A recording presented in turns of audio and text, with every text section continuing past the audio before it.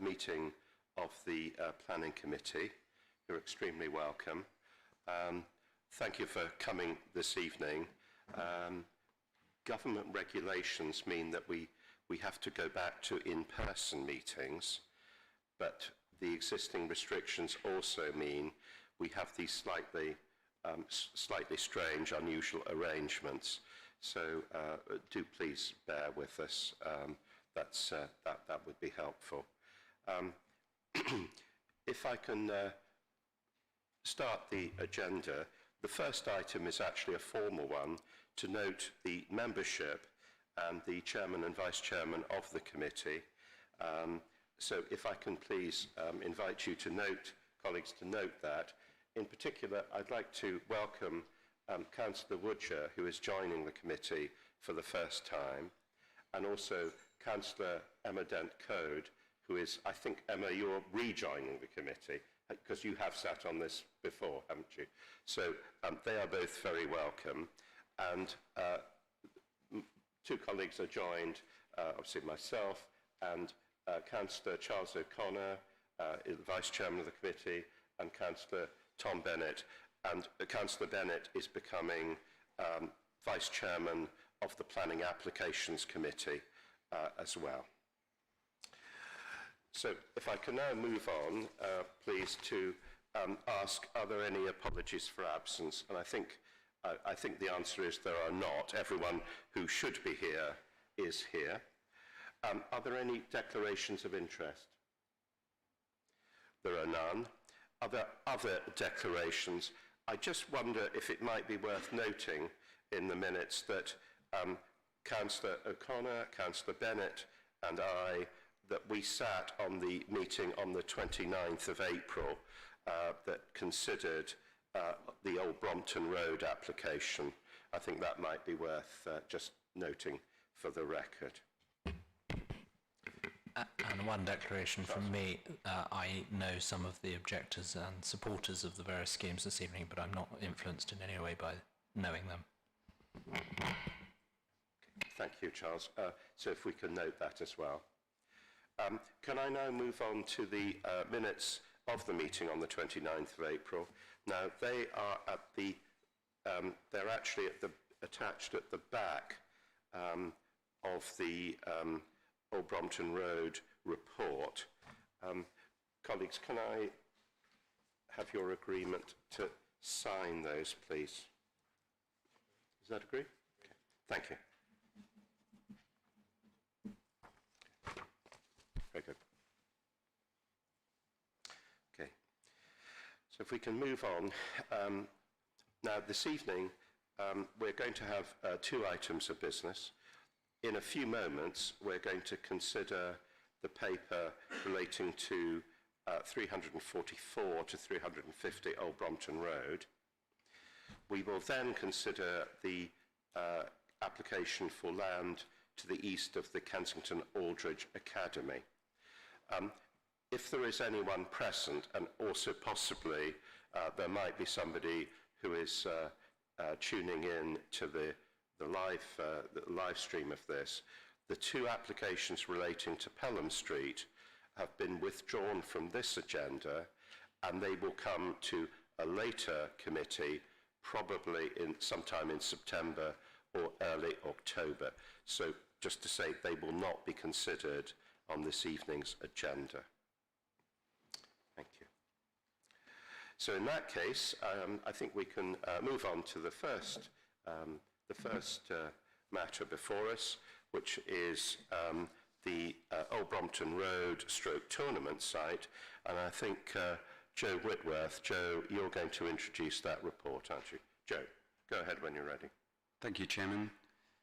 Before I begin my presentation, members of the committee received a letter directly from members of the Kensington Society on the 9th of July, and a hard copy of that letter is in front of members.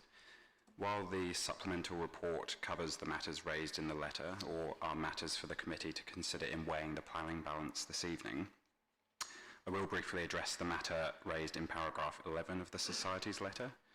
The Society in paragraph 11 suggests the committee were misled by the original officer's report at paragraph 6.60, which referenced policy CL12.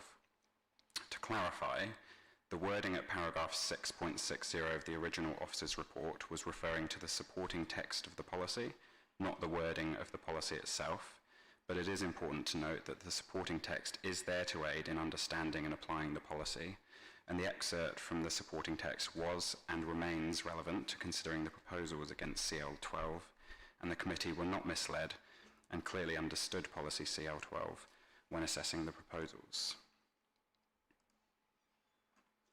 Moving to the background, on the 29th of April this year, the committee considered a report on the redevelopment of 344 to 350 Old Brompton Road. In its consideration of the proposed development, the committee considered the proposals would not comply with CL12 of the local plan, which requires proposals for tall buildings to have a wholly positive impact on the townscape. In exercising its judgment on the planning balance, the committee considered that the non-compliance with CL12 was outweighed by the public benefits of the proposals. The committee resolved to grant planning permission in line with officer's recommendation, subject to completion of a Section 106 agreement.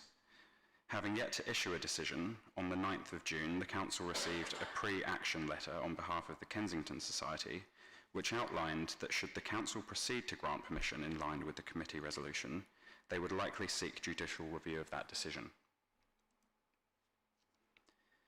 The likely grounds for review raised by the Society are that the committee misinterpreted policy D9 of the London Plan because it found overall compliance with D9 even though the Council has yet to identify locations it considers acceptable for tall buildings, that when it found non-compliance with policy CL12 of the local plan, the committee did not then proceed to consider the implications of that non-compliance in assessing policy D9, and that the Council wrongly concluded that the site was in the Earls Court and West Kensington Opportunity Area.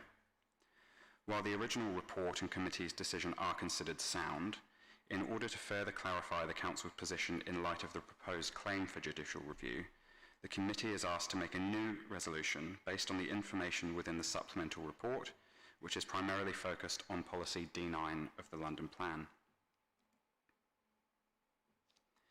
Based on the information within the report, the key matters for the committee to consider are whether the proposals comply with London Plan Policy D9 and the effect of any non-compliance with the policy, whether the committee still concludes, as it did when it considered the scheme in April, that the public benefits of the proposals outweigh any identified conflicts with development plan policy, and lastly, the extent to which the site is within the Earls Court and West Kensington Opportunity Area, which I'll deal with now in order to focus on the assessment of policy D9, which is the key matter the committee to consider. The Kensington Society have rightly pointed out that none of the former buildings on the site are within the opportunity area, and that the site allocation map in the local plan and the map of the opportunity area within the Earls Court and West Kensington Opportunity Area SPD differ. However, the statement within the original officer's report to committee that part of the site falls within the opportunity area is accurate. Furthermore, the original report considered the relationship of the proposed development with the opportunity area.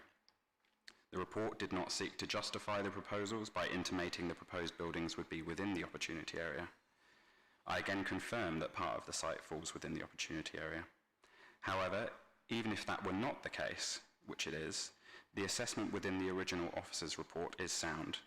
What is critical is how the site relates overall to the opportunity area, not whether a part of the site falls within the boundary of the designation.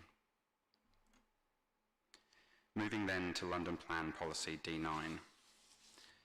Part A of the policy requires boroughs to consider what is a tall building based on local context. The Council has considered what it considers to be a tall building within the Council's building height SPD and in the explanatory text to policy CL12 of the local plan. While it is accepted that neither of these in themselves constitute development plan policy, these elements do expressly include categorizations of tall buildings based on the extent to which a building exceeds its context and the likely extent of visual impact. As set out in the original officer's report, the 9-storey element of the development would be a tall building, both in taking the London Plan definition and considering the Council's criteria. As discussed previously in the officer's report and at committee, the building would be considered a district landmark. Part B of Policy D9 requires the Borough to identify locations which are appropriate for the development of tall buildings, and to then identify these locations on maps in the development plan. As acknowledged in the original officer's report, given the local plan predates the new London plan, it does not include maps with locations where tall buildings might be acceptable. There is therefore conflict with Part B of the policy. Part C of Policy D9 sets out a range of impact tests that should be considered for proposals including tall buildings. These include visual, functional, environmental and cumulative impacts. The original officer's report considered these impacts, and much of the discussion at the April committee meeting considered matters relevant to D9 Part C, albeit not explicitly with reference to that part of the policy.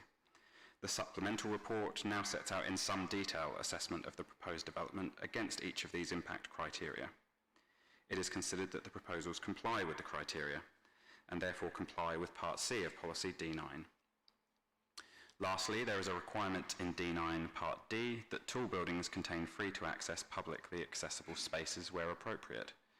It is not considered that this is such a building that would be appropriate, given its use and constraints of the site. No conflict with Part D of the policy is identified. Therefore, having considered Policy D9 in both the original and supplemental reports, the extent of departure from Policy D9 is considered to be limited to Part B. It is officers' view that limited weight should be given to this departure, given the Borough has yet to identify any locations that would be acceptable for a tall building. This conflict, as well as the conflict with CL12 of the local plan, previously identified by the committee, need to be considered when reading the development plan as a whole and considering the planning balance. In that planning balance, the committee will have regard to the public benefits of the proposals previously considered by the committee in April. These public benefits remain relevant in reconsidering the planning balance in light of a new resolution this evening, and to summarise, these are the 51 new high-quality homes, of which 23 would be genuinely affordable and able to be nominated into by the council. New buildings that are of high-quality architecture and urban design. The introduction of a new high-quality, flexible commercial floor space in an appropriate location. And the range of financial and non-financial obligations set out in the original committee report, and all of which are to be secured in the Section 106 agreement. Overall, officers consider that notwithstanding any conflict with Part B of Policy D9, as well as the conflict with Local Plan Policy CL12 identified previously by the committee, the development would still comply with the development plan when read as a whole, and when considered in the planning balance, the conflicts outweighed by the public benefits of the proposals, which is further supported by the presumption in favour of sustainable development being engaged. Having considered the content of the supplemental report, as well as the original report, and in the context of the pre-action letter, it is important the committee confirms its position in relation to the following three key points. Firstly, despite the committee considering the proposals do not comply with Policy CL12, that being that the building does not have a wholly positive impact on the townscape, does the committee still conclude in line with officers' views that Part C of Policy D9 is met? As noted previously, the committee considered the matters relevant to the impact tests in Part C of the policy, both in considering the original officer's report and discussion on the evening of committee. It found non-compliance with CL12 because members did not consider the building to have a wholly positive impact on the townscape. There is no requirement in Part C of Policy D9 to have a wholly positive impact on the townscape, and officers would therefore advise members that conflict with this element of CL12 does not equate to conflict with D9 Part C.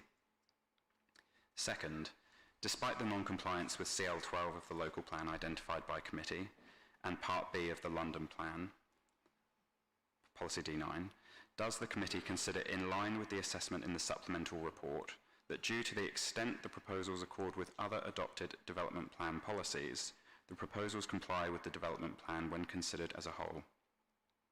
And lastly, despite the non-compliance with Policy CL12 of the local plan and London Plan Policy D9 Part B, does the committee consider that the public benefits of the proposals outweigh the identified conflicts, also bearing in mind the presumption in favour of sustainable development?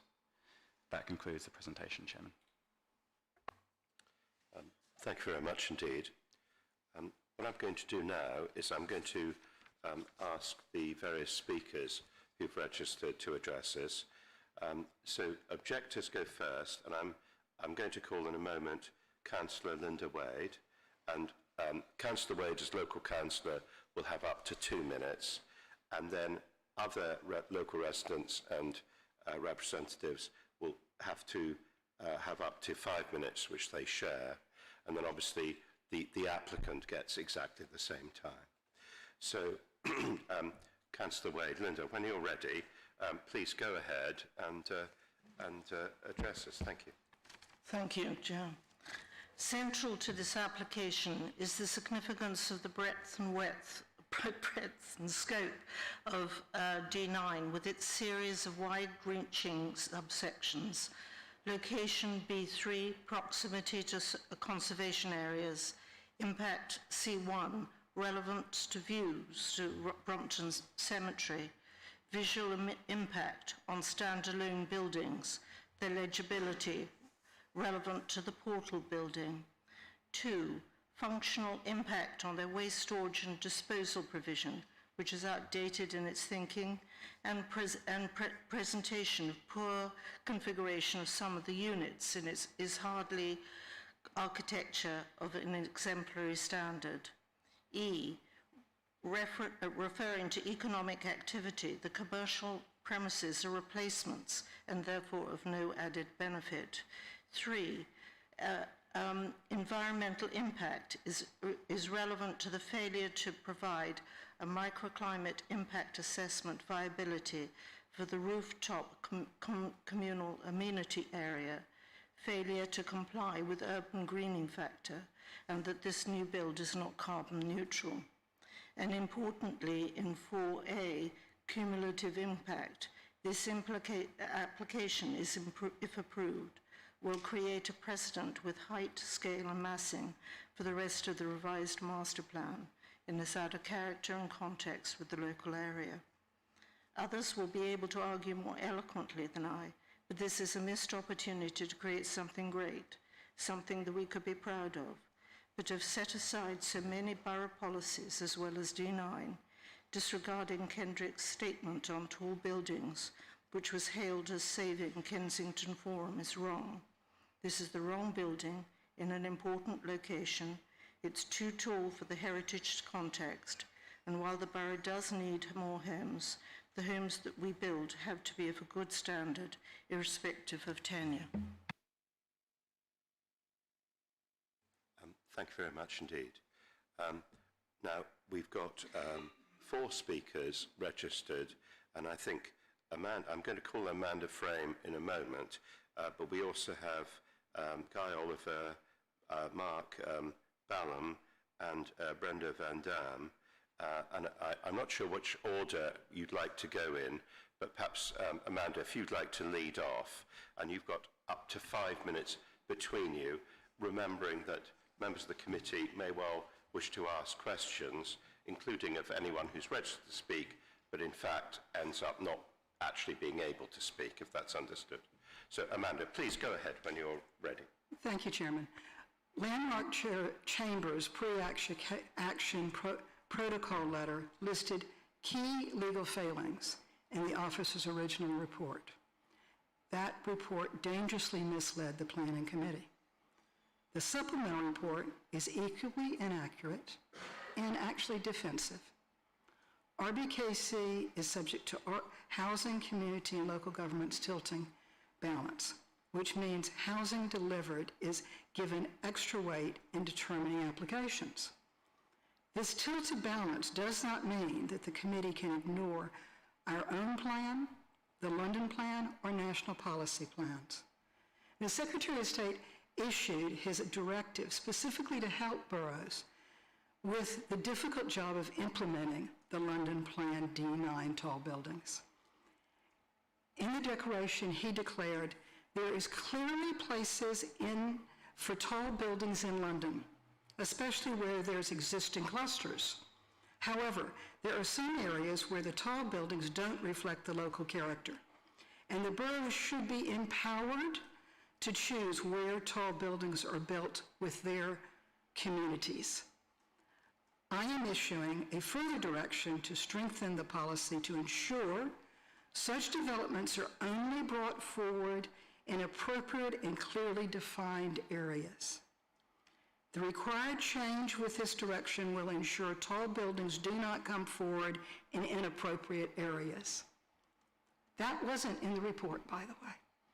So you're empowered tonight to ensure, and you must ensure, that tall buildings are built in appropriate areas. The supplemental report selectively quotes only one part of that direction, appropriate and clearly defined areas, without acknowledging your duty to give special attention to preserving and enhancing, rather than allowing harm to a heritage site. The committee's prior decision was based on supposed public benefits.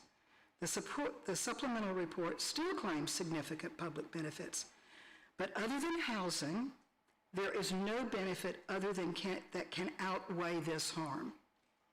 What are the benefits? A new commercial space. That is not a gift. It was a requirement, as it was 12 social housing units that were required to be replaced following the complete demolition of 348, 350.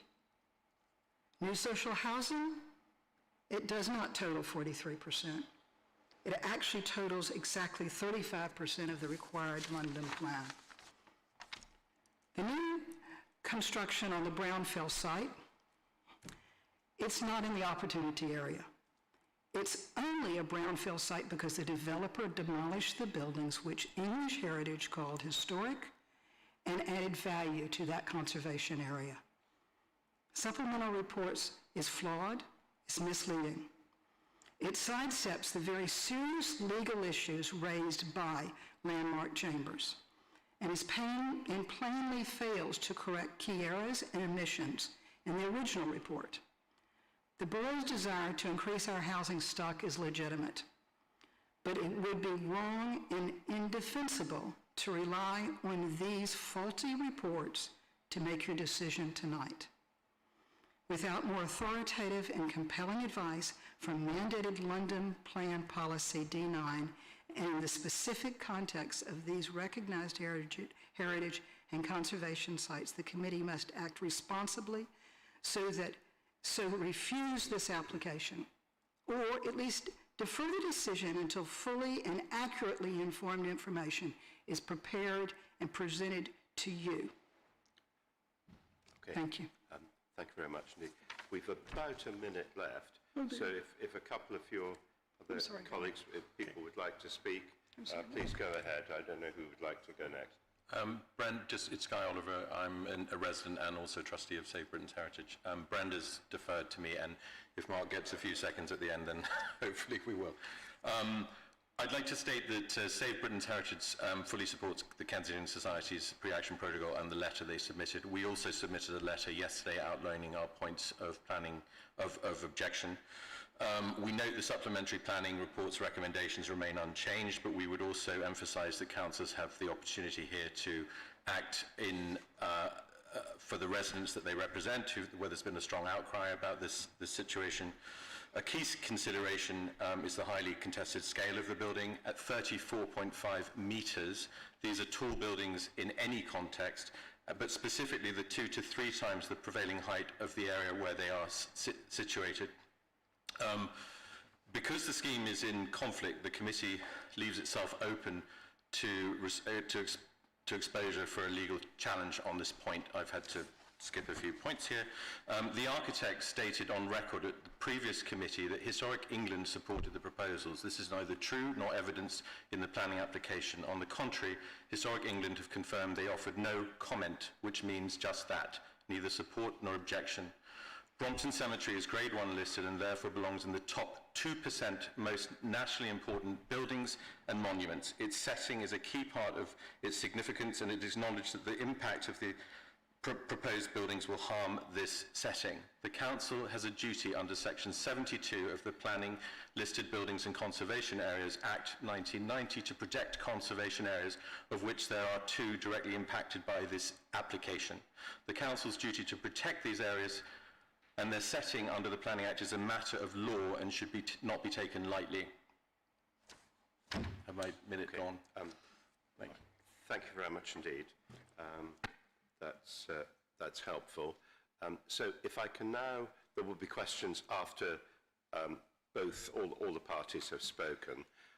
So if I can now ask, I don't know, Mr. Heisman, are you going to speak first, sir? Yes, I will. Yeah. So I think we've actually got 7.5, 8 minutes. So please, whenever you're ready. Actually, sorry, Chair. Yep. I think there was a supporter speaking before me. My mistake. Sorry?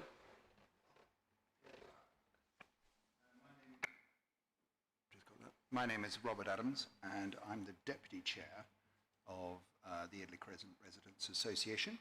And Okay. also a share freeholder in number 1 and number 3. Can I, I'm sorry, can I just stop you there?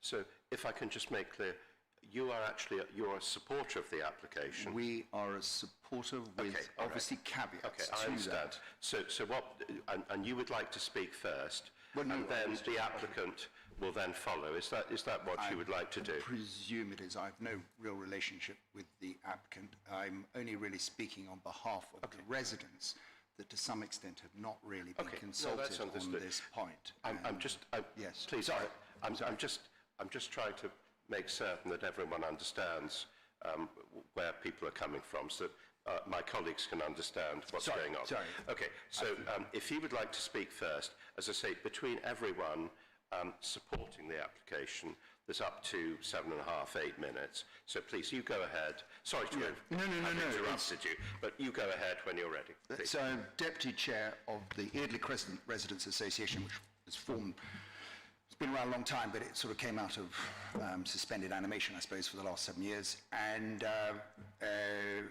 I'm also share freeholder in number 1 that is directly next door to what will be built. And I live in the most affected part of it. And the main concern, and why we are supporting it with caveats, is that we do not want this to be kicked into touch to a judicial review. We have lived with the tournament site. Hours and hours of time has been spent on it. It was left to squatters and so forth. There's just a huge history that went behind the site. The adjoining site really should have been pulled down ages ago. And now we've got a dust bowl there. And basically we want something built. Now, if I can refer back to the benefit of what is being proposed, is that we have 23 key worker units that will be put in there. And effectively the units above it will pay and subsidize those rents. And I think we owe it to the younger generation, those key workers working in the Chelsea Westminster Hospital, the schools and so forth, to provide some form of accommodation. Now, we can't solve all the housing problems, but we have a dust bowl where it is, and we would prefer in the next year that it's going to take, because I believe they can't strike ground effectively until June next year, that we iron out the caveats, the problems with the distribution of the number of the 23, whether between the Section 106 and what will be key and affordable housing. And Linda Wade actually last night raised some very interesting points on that we very much support. But we simply cannot have this place kick into touch for another 2 years, another 2 years of dust coming in, another 2 years of looking at that horrible site. We must have something built, and we recommend that we go ahead with those caveats. That's it. Thank you, Chair. And good evening, everyone. My name is Rob Heisman. I'm the Chief Executive of the Earls Court Development Company, representing the applicant ECPL. Thank you for the opportunity to speak tonight. I'm here with key experts from our team who are on hand to answer questions. And in April, we appeared virtually before this committee, where you approved this application after a detailed dialogue considering its merits. We didn't expect to be back here discussing this, but we do not agree with the grounds for the potential challenge that have brought us here, but we do respect the Council's decision to appear at this committee, and we support and respect the process being followed. Since the committee on the 29th of April, we've been working extremely hard with your officers to try and bring forward the Section 106 and the details within that, and our focus really is around early enabling works and getting ready to commence the delivery of homes as quickly as possible after planning permission is issued. Nothing to do with the proposal has changed since then. The significant public benefits remain the same. And what's clear from the proposals is that to us is that they comply with the development plan when read as a whole. Whilst the majority of the members of this committee considered the application in April and we're aware of its benefits, I do feel it's important to recap on key aspects. To start with, 51 new homes, of which 23 equating to 45% by floor space, will be affordable homes for local people, provided on the basis of long-term, stable and secure tenancies in high-quality, well-managed homes. 23 affordable homes, including a significant discount of between 30 and 84% below local market rent levels. They're generally affordable for RBKC and will have 100% nominations rights as well. The development will create 120 jobs during construction and completed, when operational, estimated to contribute 33 local jobs to the local community. Like so much of London, your borough has significant housing challenges.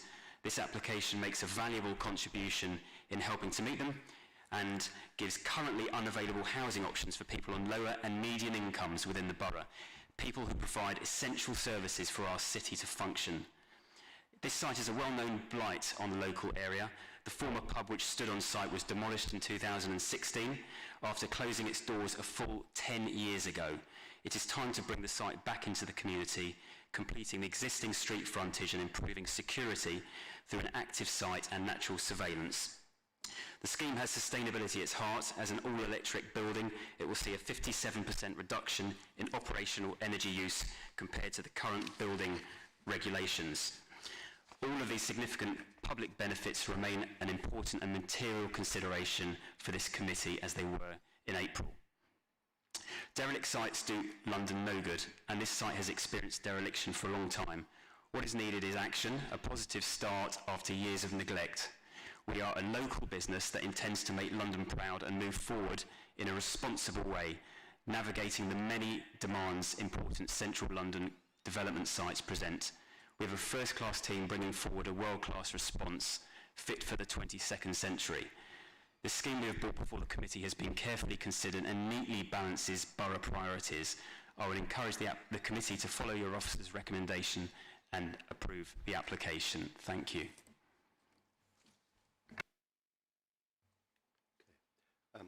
Thank you very much. Do you have anyone else on your team who'd like to speak? I don't think so at this stage, but ready for questions when you are. That's understood. Thank you. Well, colleagues, in that case, it's over to us to ask questions. If we can please make it quite clear who we're asking a question of. So who would like to go first? Councillor Dentcote first. Thank you, Chair. I know the street very well. I went to school in the Old Brompton Road, a little bit further down the other side, and you know, I'm looking for the justification for building something in Old Brompton Road of this scale, because I can't imagine it would be acceptable a bit further east, is it? Yeah, east, I guess. So I'm just trying to understand, like many people I imagine, what about the context and so on. There's some local plan policies which I'll address to the officers later, which I'm a bit concerned about, and really it's the context. As I'm saying, if it was a few streets further down, I don't think we'd even be considering it. I don't think we would have got to this stage. So I'm really surprised that in Old Brompton Road, of all roads, which I know so very well and how beautiful it is, that something which is out of character, not locally distinctive and so on, is being proposed here. So is it in anticipation of what may be happening on the Earls Court site? I'm a bit confused as the justification for the height and actually for the style as well, the design style. perhaps one of the architects could respond to that. Could I respond to that? We've a complex site. I think it straddles both the Phil Beach Conservation Area to the east and the Earls Court Opportunity Area to the west. And we are endeavouring to mediate between those two contexts with a lower building on the east, a 6-storey building which heals the broken edge of the south of Erdley Crescent, and a taller building that I think is the focus of your question on the west. And yes, certainly, that does respond to both an existing context, there are taller buildings to the west of us, but also an emerging context as the opportunity area is realised. The building is a tall building because it's over 30 metres, it's 34.5 metres tall, 9 stories tall. And yet it lies next to the, for example, consented master plan, where 2/3 of the buildings are greater than that height. So we can anticipate that there will be larger buildings. And indeed, consented buildings already exist immediately to the west of us. So 1 to 9 Lily Road is 12 stories. The building therefore has those two contexts. At the scale we propose, that 9-storey scale, the building acts as a gateway into the opportunity area, but it also serves to mark the position of the underground station. And we're endeavouring to make a response that is contextually sensitive to both contexts. As was noted, we have both support from your planning officers, your quality review panel, and officers at the GLA. And it was correctly said that English Heritage have raised no objections to the scale of the proposals. Can I follow up, Chair? Yeah, thank you. So just to be very clear, you've designed this in anticipation of what may be happening in the Earls Court opportunity area, and imagining that it, you know, what there may be there, which may be very different by the time it comes back to us at whatever future point, but also in the context of what's happening in the next borough, in a different borough. Is that correct? So it's not the context of Kensington that you're looking at, or where we are right there, Earls Court area, or Brompton Road. You're looking at it in the context of what happens to the west. Is that correct? Yes, the site lies right on the edge of the borough, and therefore our neighbours are in adjacent Hammersmith and Fulham. And whilst it's fair to say that there is an extant consent on the master plan area, which includes, as I mentioned, taller buildings, there are also existing consents and existing buildings lying to the west of us. Okay. The buildings at the scale we're proposing... Your context is that, looking west, what may be happening or what you think is happening, rather than looking east, because you could have looked east and thought, oh, Old Brompton Road looks more like this, and the scale is more like this. That will be my context. So you've chosen a context to fit your height. I think we've tried to look both ways. So there are indeed taller mansion block scale buildings of the scale that we're proposing east on Old Brompton Road, for example, Rowland House. So there are mansion block buildings of 8 and 9 stories within Earls Court, within RBKC. Thank you. Councillor O'Connor, and then Councillor Woodruff. Thank you very much. I've got a question for Amanda Frame, first of all, if I may. Is the logical corollary of what you're saying about the borough not having identified sites for tall buildings that we can't approve tall buildings anywhere? No, that isn't. There are areas that are already defined, the opportunity areas. But what we're saying is that the direction, very specifically from the Secretary of State, came out and said that you needed to consider areas that reflect the local character and reflect the appropriate and clearly defined. Well, the clearly defined is your question. They're not clearly defined at this point because we don't have a local plan. The SPD that predated even the local plan talks about tall buildings, but SPDs are not policy, they're guidance. So we don't have a policy for tall buildings. What we have is a Secretary of State's direction. That our position is, it clearly states that you need to approach it as where existing clusters are, there's no clusters. You need to approach it where tall buildings reflect the local character. These buildings do not reflect the local character. and that you're empowered to make that choice. Thank you. That's helpful. I'll explore it further with officers in a minute. But 3.7 of the report before us says, as set out in the report, the local plan does not specifically identify locations suitable for tall buildings on maps or otherwise. And it seems to me that what you're saying is that since that's the case, we can't improve tall buildings anywhere. But I mean, you can come back on that if you want. Otherwise, I'll explore that further with officers. Okay, thank you. And I had a question for Mr. Oliver, I think it is. You referred to Historic England and the fact that they'd neither said, well, they had no further comments on the application, I think. And that was a big point for me in determining it the first time round. We've got a Grade 1 listed cemetery next door. Can't remember whether it's the buildings or the park or both that are Grade 1, but clearly of enormous architectural and landscape value. And Historic England, the body charged with preserving assets of that quality, have not said that they have any view on the proposed development, which I find very odd if they think there's anything wrong with it. So that's slightly why I reached the conclusion I did on the Historic England's view. But I wonder if you've got any thoughts on that. You've obviously been closely involved with objecting to the scheme. You're right, I am Guy Oliver, and I can't speak specifically for English Heritage, except they did write a letter on the 19th of February 2015 about the site, and they commented on the historic nature of the buildings that were to be demolished, and also that the station, the overground station, not the underground station, is a listed building. And also the fact that the site is a Grade 1 asset not only reflects some of the architectural elements within the site, but also the context of the site. So I can't speak for why English Heritage didn't speak recently, but I do know that their officers are overstretched. And in other cases, when I've asked them to comment on things, they simply don't have the manpower to comment on everything. I think the wording was that they were going to allow the council to judge for themselves.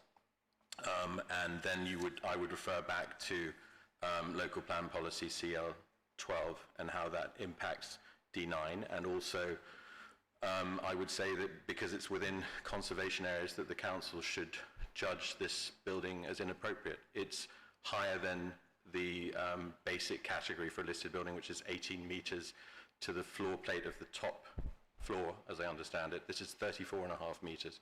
It's totally out of context on the site.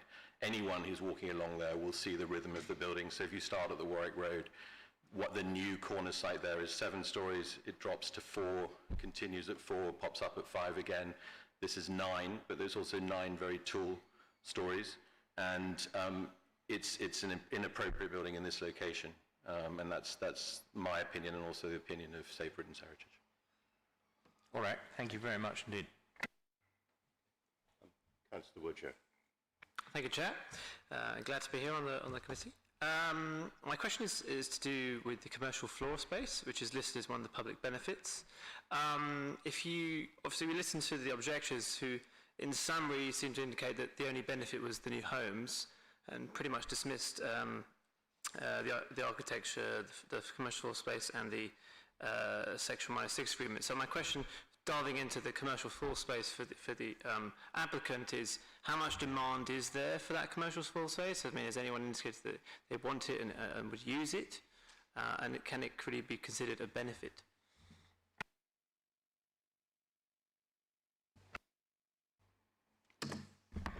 Yes, hi, thanks. Yeah, I agree. I think in terms of public benefits, it's the points I made about employment opportunities are very real. And of course, they will be secured through Section 106 agreement. In terms of demand, I think you probably only need to look at West Brompton Crossing and seeing some of the businesses, food and beverage businesses, for example, that have operated since the 19th of April when we've been allowed to, and seen the amount of activity on the street. So I think I'm pretty confident in saying that there'll be demand for the kind of uses that we have there. It is a flexible space as well, So there's opportunities to subdivide that in a number of different ways to ensure that it is an active frontage that contributes to the street.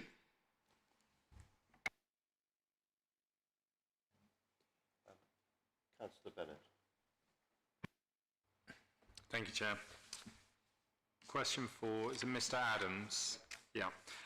You mentioned that you were supportive of the scheme with the necessary caveats or words to that effect. Could you expand on that? Are these things, I know the Section 106 agreement is being negotiated at the moment. There are conditions in the sort of already in front of us in our papers. I don't expect you to read all of them. But are there sort of particular caveats or conditions you had in mind? Yes, you will be aware in 2010, Italy Crescent was deemed that it should not have any more social housing. Your policy actually changed on that. We're not in objection to the Section 106, but provides 7 units. But our slight concern on this is that there are only going to be 16 units which are key worker ones, and one of the 7 of the Section 106, which dates back to 2007, one of the 7 will be a 4-bedroom unit. So what we're suggesting is in the year that it's going to take before they can even strike the ground in building this, that there is some sort of discussion on whether we could have more key worker units. And I would just, if I may, I sat on a bus next to she must have been a senior nurse working in Chelsea Westminster Hospital. And this is the human interest side of it. I'm nearly 60 years of age. I'm probably a millionaire now because our generation we got lucky. But this girl is commuting all the way to Epping Forest, and her partner is commuting all the way somewhere near Richmond and so forth. And I just think that the more that we can't save the world, we can't solve all the housing crisis that we've got for the younger generation. But the more that we can make in small units, 1 bedroom, 2 bedroom, that helps that woman. And she considered herself lucky because her partner was in the police, so he didn't have to pay for his travel pass, because obviously that's included. But if you think of that, if there are 2 of them, that's like £4,000. And that £4,000, which they're going to offer, the Delancey are going to offer, if you think of that, say 3 or 4 years, she works as a charge nurse, she gets promoted up, does her exams and so forth. We're looking at sort of probably, £12,000 or something that they then can save for a deposit to then get properly on the housing ladder. And we benefit, obviously, as a borough, because we have those people staying in the key worker establishments that we want. So if you can see, that's kind of I think I've summarised the feeling of our residents' association, that actually we want to see some more young people in our association, and we just don't want to live next door to a dust bowl, because if you kick it into touch, if you go down this judicial road, we're going to have another 2-3 years of a dust bowl. Thank you very much. I think we understand the point. Thank you. Thanks. Colleagues, any other questions that anyone would like to ask? No? Okay, very good. Well, thank you. So we now move on in the conversation to colleagues on the committee able to ask officers questions of clarification. So who would like to go first on that? Actually, Charles, and then Emma. Charles, you go first. Thank you very much. I wanted to ask Joe 2 things. One, the point I raised with Amanda Frame about the effect of us not having to find any suitable locations for tall buildings in the borough, and secondly about the extant permission on the site. If you could just remind us what we were told in April about that, please. Thank you, Councillor. As a standard planning answer, I suppose, but each scheme would need to be considered on its own merits, including assessment of policy D9, with respect to non-compliance of Part B of that policy, as we've discussed, not having identified locations in the plan. Obviously, in this case, we've expressed a view that there is compliance with the development plan when considered as a whole, and future applications would need to make a judgment on that for themselves. Clearly, if the council were to judge that Part B of the policy is entirely determinative of tall buildings in the borough, i.e. that if it is not identified as a location, then the council would not accept it, then of course, until we adopt a new local plan, any scheme, including a tall building, which as per the GLA definition would include buildings of 6 stories or more, would be deemed unacceptable everywhere in the borough until we have a new local plan. So that's the answer to your first question. In terms of the second point, in terms of the extent permission, there is obviously an implemented outline planning permission and reserve matters on the Earls Court site, and the committee considered that scheme and the heights of the buildings on that scheme in terms of its views back in April. And I would just reiterate that nothing's changed materially since that point, and the same conclusions that you reached would be sound again. The context hasn't changed. Buildings of greater heights, as has been pointed out by the architect, are included in that consented master plan.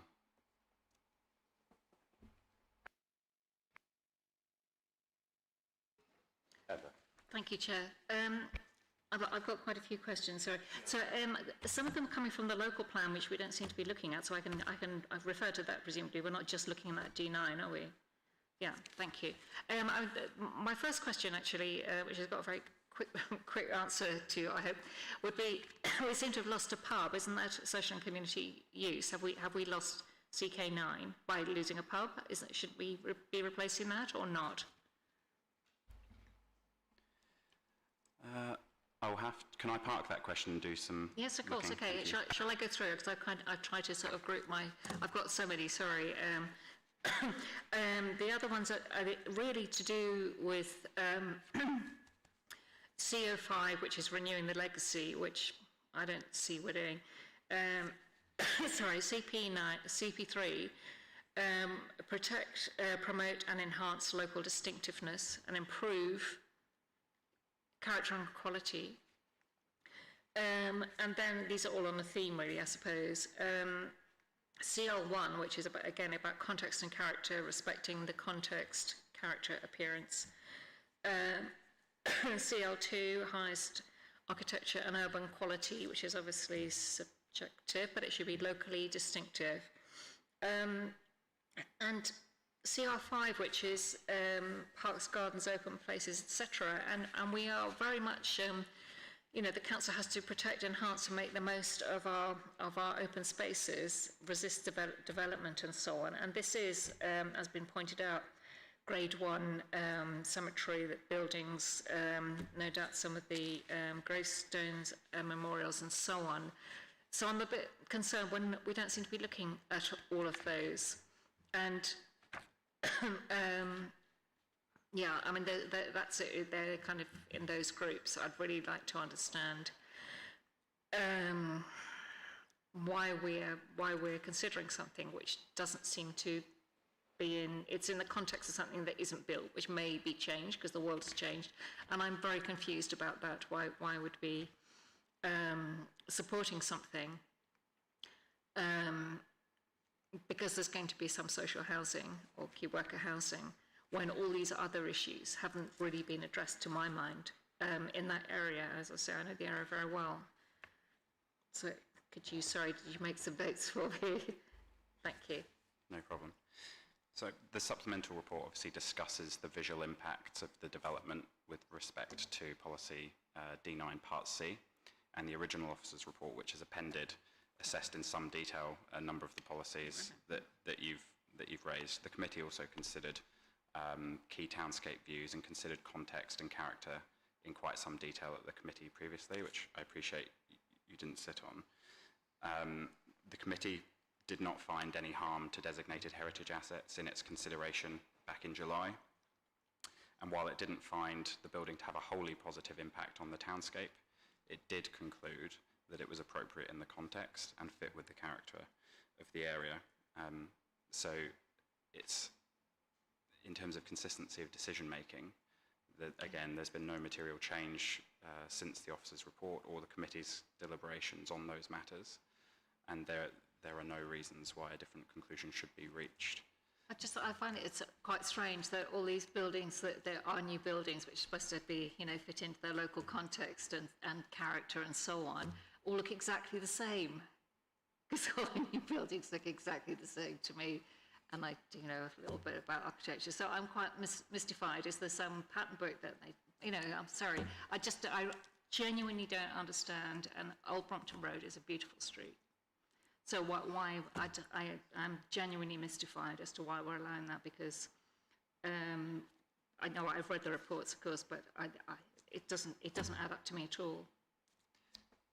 It may just be a difference of opinion, I think. I mean, in terms of our assessment, we feel that the architecture is of a high quality, the materiality is high quality materials secured by condition, and the committee found similarly when it considered the application back in July.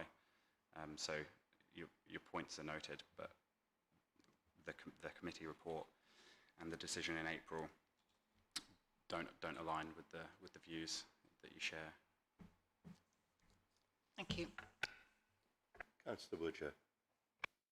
As one of the new members of this larger planning committee, I'm just interested in terms of process.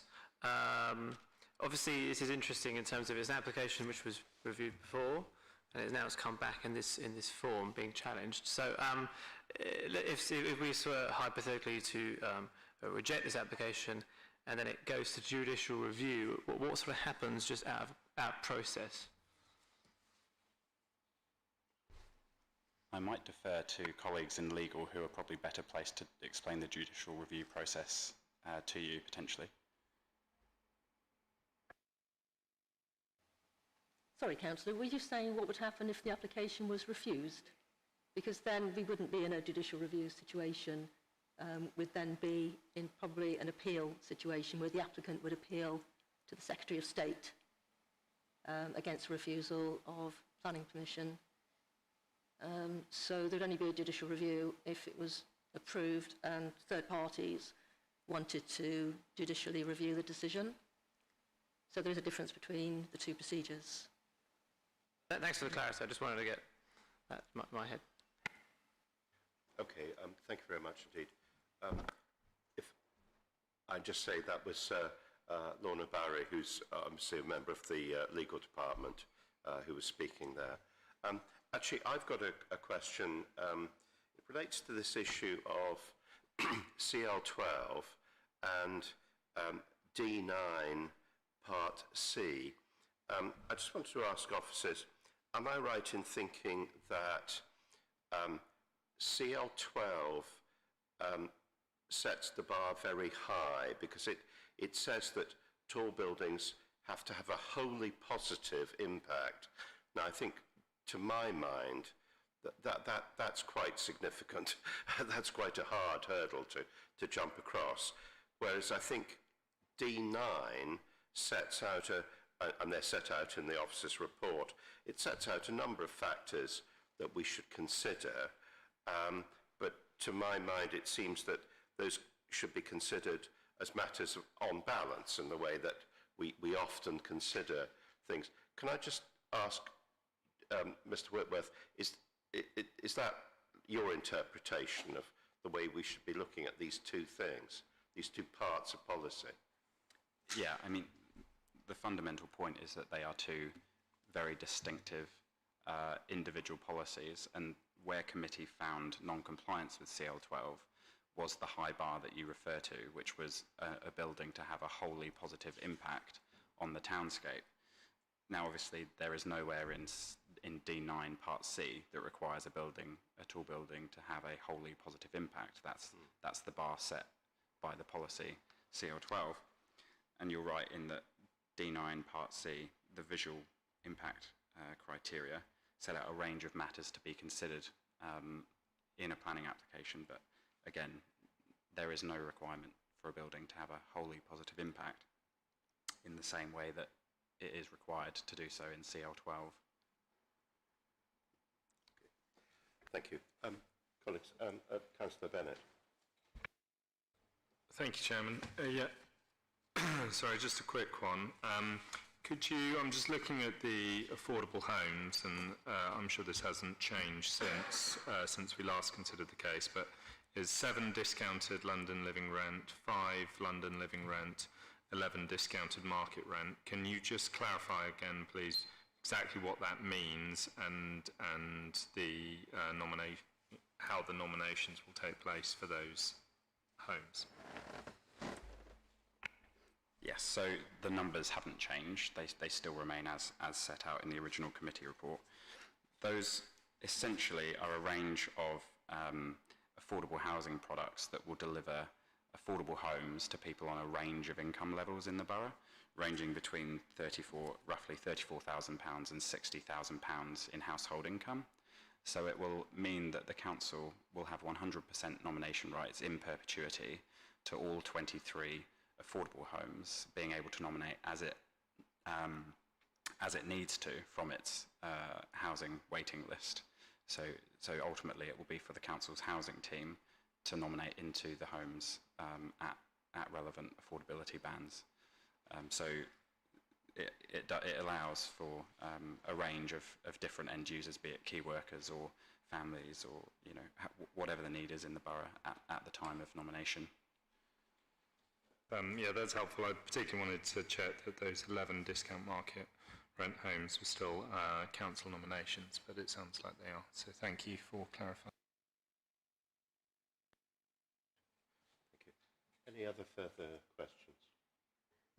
Emma, last one. Just a quick one. Sorry, I don't remember if you did or didn't respond, Joe, about the social and community use for the loss of the pub. I'm not sure if you did. Maybe you did. I forgot what you said. No, I didn't. So pubs are protected under CK2 of the local plan. I think that the bottom line on the pub is that it closed over 10 years ago, that the extant permission accepted its loss, and that the fallback position for the site is that the pub would not be re-provided. So that would be my answer to your question. So what's the period of loss then? I mean, at what point do you say that it's not a pub anymore? I don't understand. Could you explain that to me for future reference? So it's been over 10 years since it was so a it's pub. 10 years. And 10 years is the limit, is it? And there's an extant permission for the site which consented the loss of the pub.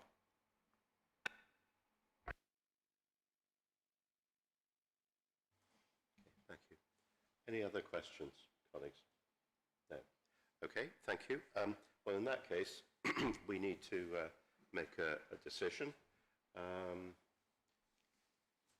Thoughts? Who would someone like to go first? Or no, I think in that case, I think I will have to go first.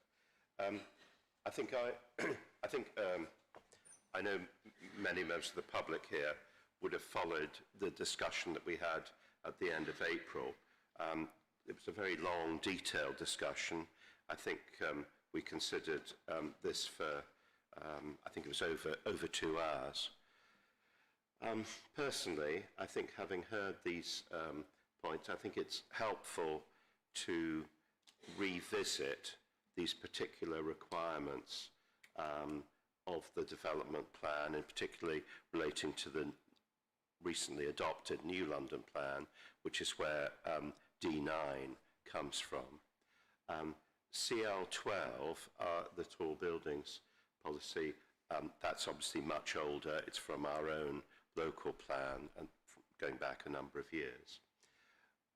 I think overall, my own feeling is that when we look at these matters taken as a whole and looking at the planning balance as a whole, that I think this probably remains acceptable given the further information that we have had put in front of us in the reports and also the representations that have been made to us. Personally, I would say that this council, as represented by its planning committee, all of us here, I think we are actually, we are among the people in London who were probably among the most concerned about high quality design and about individual context of areas and where people live. And I think this is a matter that we actually take very seriously. I think we are not minded, in effect, in using slightly demotic language, people who can be just sort of bought off by something or other, and we will kind of accept anything. I think in this particular context, I think the key matter is that although this is not within the Earls Court opportunity area, it is clearly immediately by it. And we've heard that there are consented schemes which involve much larger buildings in the immediate vicinity. And I think this is something which must be an important material consideration in our deliberations. I would say, as an aside, I think if we were talking about somewhere else in the borough, then I think many of the arguments advanced about tall buildings, I think I and my colleagues, we would probably immediately accept. But I think in this particular location, I think it's quite difficult to see that what is before us as a recommendation is unacceptable. So colleagues, can I invite your views on this points, please? Charles. I agree with you, Chairman, and I think the answers to the questions up there are yes, yes, and yes.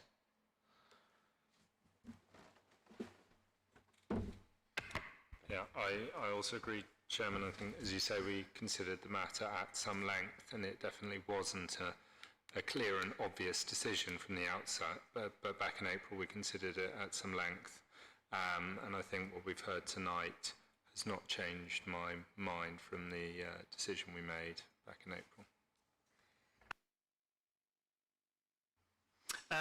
As a fresh pair of eyes on this, I think, obviously, ideally, we wouldn't be building a 9-storey building, but I think the quality architecture is pretty good. And given the location of the site, I think it is acceptable, I would say. Okay. Councillor Dentcote. Thank you, Chair. I think this is the thin end of a very tall wedge. I think we're going to regret this, and we need housing, but not at any price. So I really think this is a price too high, literally. And we're going to regret this. I really do think so. Okay, thank you very much. Well, in that case, I think we can probably move to a vote. So this is on the recommendation, which is paragraph 2 of the report. The recommendation is that the resolution that we grant permission as set out in the report, and also to note I think it's the 30th of September is the date set for the completion of a Section 106 agreement. Is that still correct? Yes, it's, I think it's towards the end of September. I think, okay. Yeah. Right. So that's towards the end of September anyway, which we're on target to achieve. Okay. All right. Thank you. Chairman, before we do vote, can I just confirm one thing, because the questions on the board are very important, which is why we're here tonight. And I know some members said yes, yes, and yes to all 3 questions, but not everyone did. Can we just, for the minute, clarify that the members, by majority, agree that the answers to the questions on that slide, the key questions on the previous slide, disappeared, but yes, those key questions. Does the committee agree? Okay. All right. If you think if you think that is necessary, I'm very happy to agree with Councillor Bennett that the answers are indeed yes. If I can ask Councillor O'Connor. Oh, sorry, I beg your pardon. It was Councillor O'Connor. Councillor Bennett. Yes. Yeah. And Councillor Woodger. Yes. And Councillor Dentcote, perhaps? No. No. Three no's. Okay. All right. Well, is that clear? Are you happy with that? Okay. Yeah. Sorry, Chairman. No, that's right. I understand. I understand. 4 yeses and 1 no. Yeah. No. Yeah, All right. okay. No, no, 3 okay. no's from one Yeah. person. All right. But four All right. yeses. I think we need to move Sure. on. So the resolution is set out in recommendation 2. Can I see those in favour, please, by a show of hands? Those against? Thank you. So that's carried by 4 votes to 1. Thank you very much indeed. Thank you.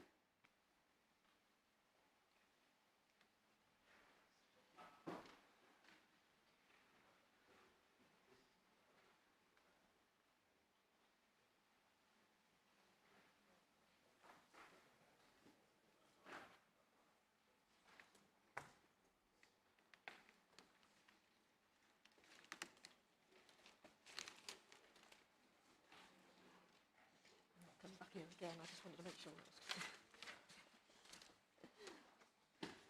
I just wanted to make sure that was clear, so I don't want to come back again.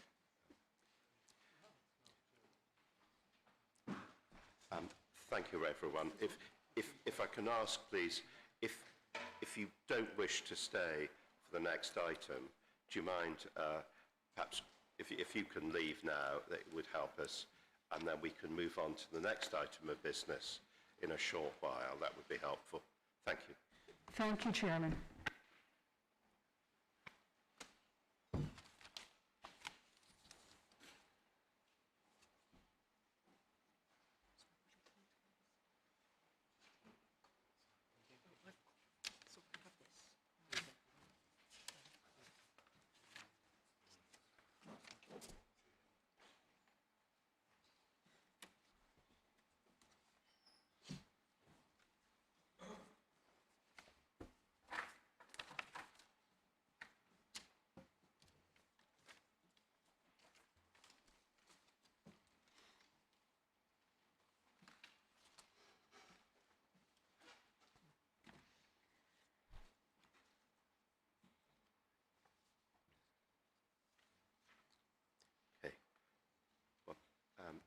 Thank you.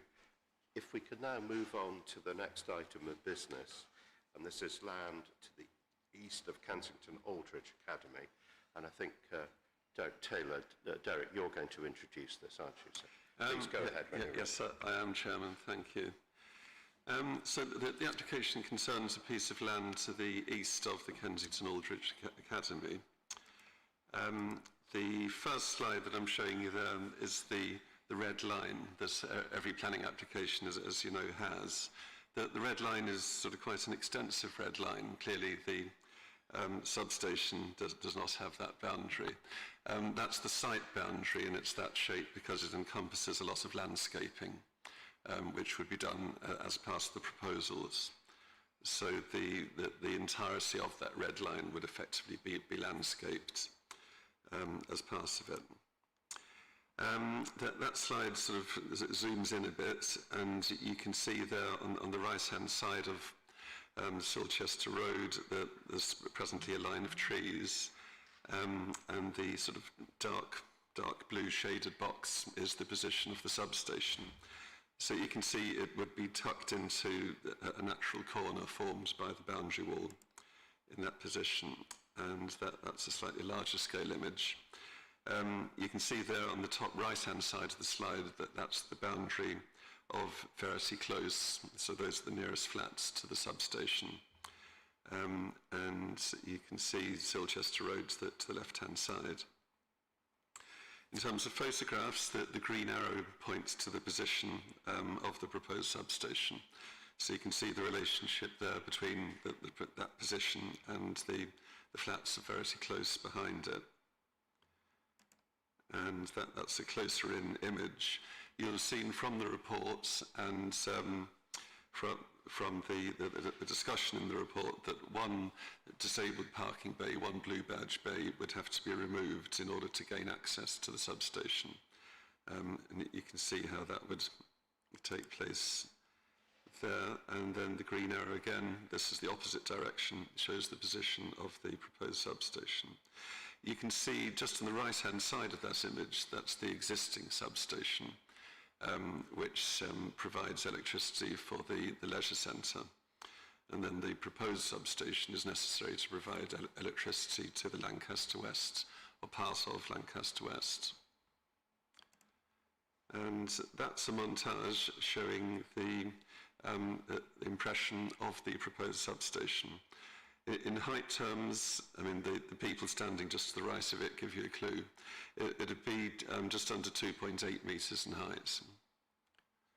And it'd be finished in red brick, which would match the material for the wall behind. And then that's a closer-up image. It is a substation, but a lot of attention has been paid in order to match the materials to the surrounding predominant materials. And it has a green roof, as you can see there. And that's just an image to show the relationship of what's inside to the actual structure of the substation. And then finally, that's a section. So you can see there that underground, that there'd be some significant cabling, as you might expect, to be associated with the substation. But it's only the substation itself that requires planning permission, not the underground cabling. And that was the last slide, Chairman. Okay. Well, thank you very much. There are no speakers registered. I've got a couple of questions to begin, actually. I just wanted to check the status because utilities have a privileged position, in effect, in the planning process. If electricity utilities wish to put a new substation, would they actually require planning permission at all? In most situations, no, they wouldn't. I mean, there are for obvious reasons, there are very extensive permitted development rights for utilities. So whether it's electricity or water or gas, that they have extensive rights to do structural work. They could, I mean, the UK power networks could actually do their own substation somewhere under permitted development rights. The difference is this is actually a proposal by the local authority, so that the council here are the applicant, and the application is in accordance with Regulation 3 of the 1992 regulations that basically enable a council to make an application and also to determine it. And that's a separate process to the PD rights or permitted development rights that utilities hold. And the rationale is that by having a planning application, it means that the substation infrastructure can be enclosed in the way that obviously the images show us, to make it, well, less obtrusive. And also, I think there's a green roof on that building, and the idea is that this mitigates the degree of harm to amenity of something which in a different form could possibly happen anyway. Yeah? Yes, I think, I mean, the background to this is that, I mean, that there's actually been a working group for a year or more comprising people from the local authority and also from UK power networks. And they've been looking at different sites, trying to work out the solution to move the substation from the base of Grenfell Tower to somewhere else. It has to be close by, obviously. Doing it that way has meant that they've brought on board their own architects, and that a lot of thought has gone into the sort of design of the substation. Clearly, it still has to be functional, but bringing everyone together like that has produced a design that probably wouldn't come from the utility's own permitted development type structures. Okay, thank you. Actually, Councillor Woodger and then Councillor Danko. Thanks, Chair. I think it's a good thing that obviously they're essentially taking hold of this as the local authority to make this look better than your average looking substation. But I guess my question is, if we didn't approve this, it sounds also questionable whether we couldn't approve this, because whether we are able to, because it seems like they could do it anyway, potentially. But where else would this substation go? Because you mentioned there was a subcommittee looking at localised sites for this. Where else could they build one? Well, I mean, I can't answer the question in terms of where else it could go. I think in reality it would have to go somewhere. The utilities, if they were left to do it under permitted development rights, they'd have to find somewhere nearby to do it. Because obviously you couldn't leave sort of half of Lancaster West without an electricity supply. So that if planning permission was refused, they'd have to find somewhere to do it. I think to focus on this application, which is what we have to do, the process was quite exhaustive in terms of finding the least impact position for it. So the position here, yes, 2 trees that were only planted in 2012 would have to be removed, but they're the smallest of all the trees along here, and all the larger trees would be retained. This position doesn't actually block any path.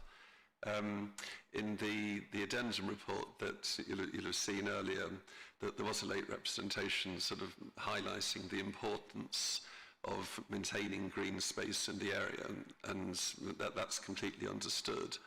On the other hand, that this is a very low impact position to put the substation. It doesn't block a path, it takes up a little bit of land, but then it does have a green roof on top of it.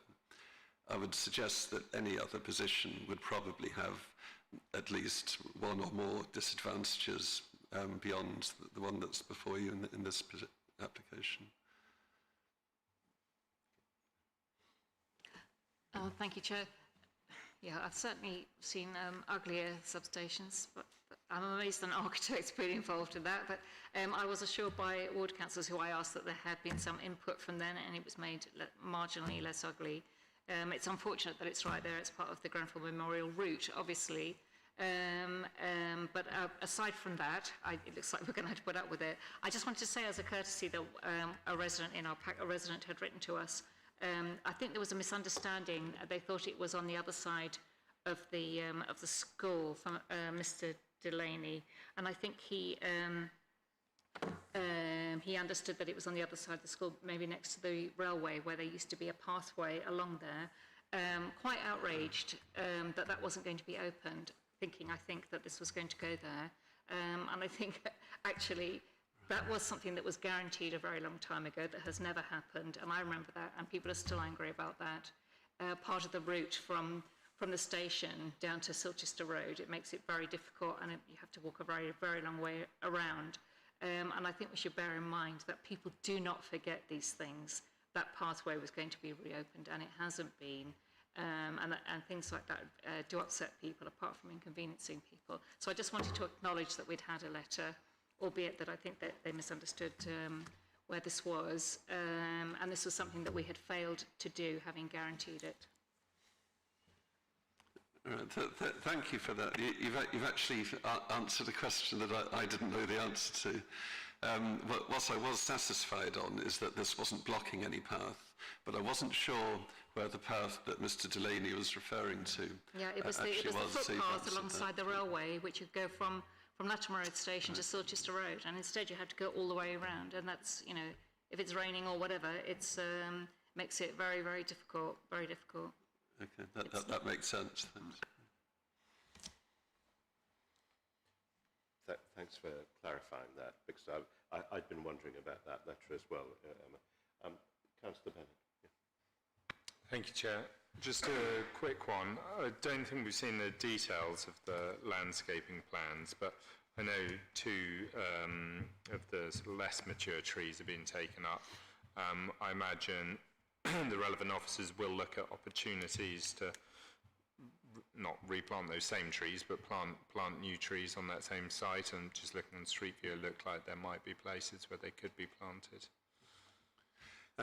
Yes, I mean, the landscaping plan shows work taking place, planting work taking place along that whole side of the road. That landscaping would include uplighters for the trees, which obviously create their own sort of amenity value. In terms of planting, there's a wide range of shrubs and smaller plants that would be included. There aren't any trees simply because there isn't any room to plant new trees there. But they've done everything they can to in terms of lower level planting. Okay. To make up for yeah, I thought looking at it on Street View that there may have been space, but they've been on site and they'll know their onions much better than me. So I'm sure it's the best option available. Thank you. Yeah, I think if our tree team could find another space along there, they'd be keen to point it out. But I think it's actually problematic to plant trees too close to each other, particularly when they're young and growing.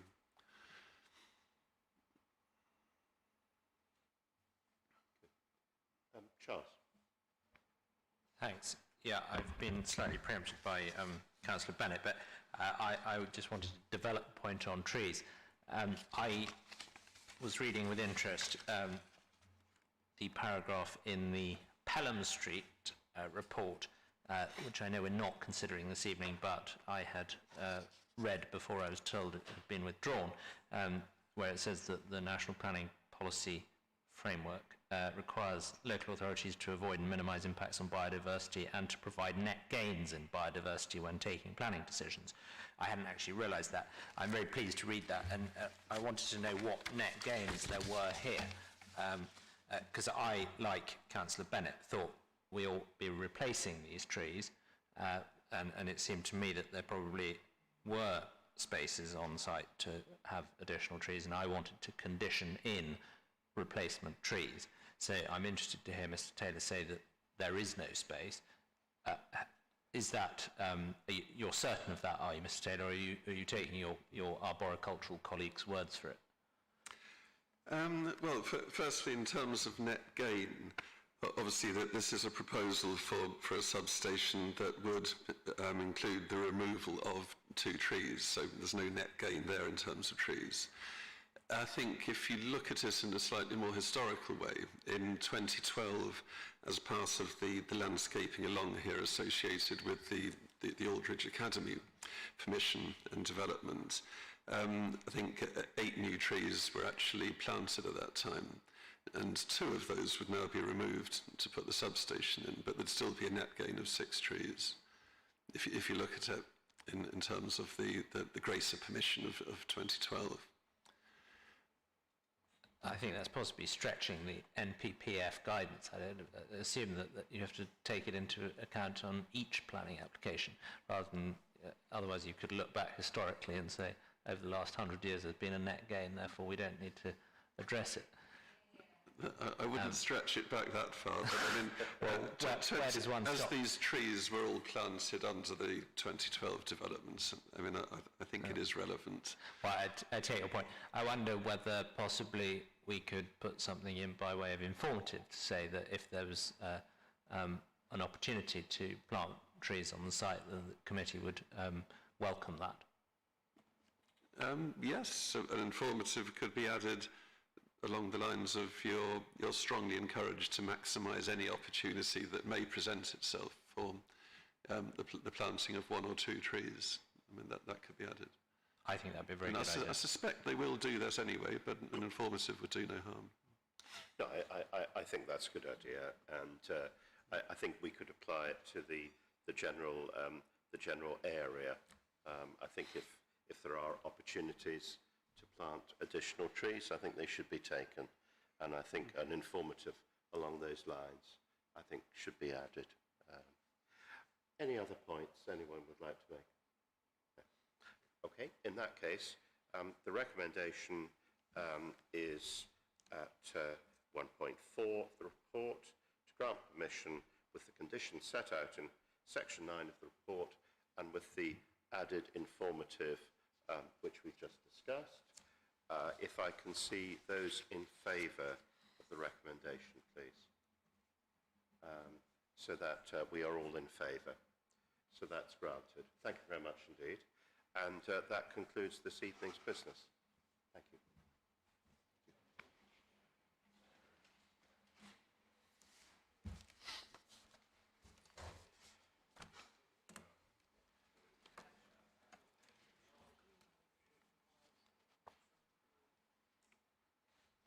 Compensation for the loss of 2 trees.